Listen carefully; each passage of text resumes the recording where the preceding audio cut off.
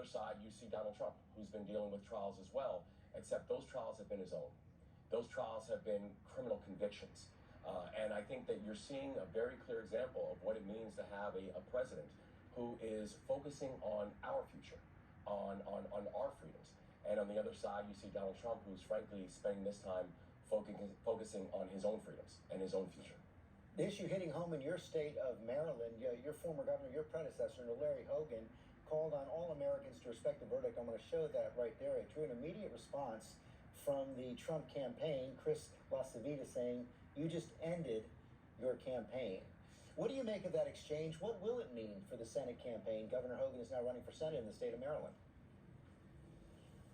Well, I think the old governor is learning that this is going to be a challenging race for him because, as James Baldwin said, I can't believe what you say because I see what you do. And whether it's on issues of reproductive health, where he's now taken multiple positions and masking the fact that he has not been a champion of reproductive health or choice in our state, whether it's the issue of violence, where during his time as governor, we saw how homicide rates exploded in the city of Baltimore. 8 straight years of 300 plus homicides. Since our administration has come on board, we've been able to work together to cut the homicide rate in Baltimore by half.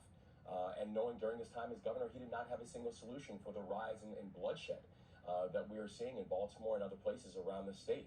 And so I think that the old governor is learning very quickly that it's difficult to run a race when it was Mitch McConnell that brought you in to be able to run this race. And as people are focusing on freedoms, of reproductive health freedom, a freedom to be able to learn and have your history respected, a freedom to be able to walk safely in your neighborhoods, that this is going to be a very challenging environment for him, and frankly, a very challenging campaign against run against someone who I supported early and proudly supported early, the county executive, Angela Alsobrooks. There's a big debate going on inside Democratic circles about how to take on the former president, how central to make the fact that he is now a convicted felon. Where do you stand on that? Well, I think that, and I hear the argument that people are saying that him being a convicted felon is actually going to help him, and particularly how that's going to help him in communities of color, in African-American communities. And I can tell you, not just as not only the third African-American ever elected governor in the history of this country, and the first elected in the history of my state, this is it's a deeply problematic and a deeply offensive argument. What is going to resonate with the African-American community, what's going to resonate with the community as a whole, is having a president like we have in President Biden, who's actually focusing on our futures.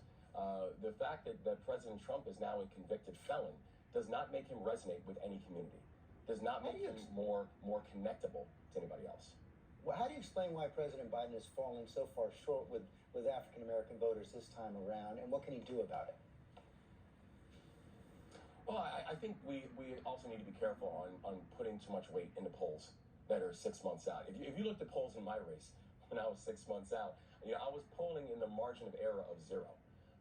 And we ended up winning with more votes than anyone who's ever run for governor in the history of the state of Maryland. The way you're going to win races is you've got to be able to go in communities and see things on the ground. We knew we were going to win this race even when the polls weren't showing it, because I could tell the energy that we were seeing on the ground. And just last week, I was in Pennsylvania with the president. Before that, we were in Georgia campaigning on behalf of the president. I'll be headed to North Carolina next week. And you're seeing surrogates from around the country who are now campaigning on behalf of the president. And the thing that we're seeing is pretty universal, that the energy is there, that people are seeing that we have a president who's done things like making cannabis, moving it from Schedule 1 to Schedule 3, being able to address this long-term battle that we've had with cannabis, particularly in communities of color, that we now have the highest rate of new black-owned businesses started that we've seen in 30 years, that the black unemployment rate is the lowest that it's ever been in recorded history. We have a president who's addressing the systemic challenges that oftentimes have held back communities of color. And I think that is going to resonate. I think it is resonating. And I think you just have to get in the community and on the streets.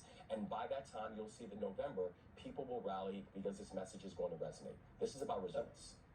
Governor, thanks for your time this morning. Thank you. Up next.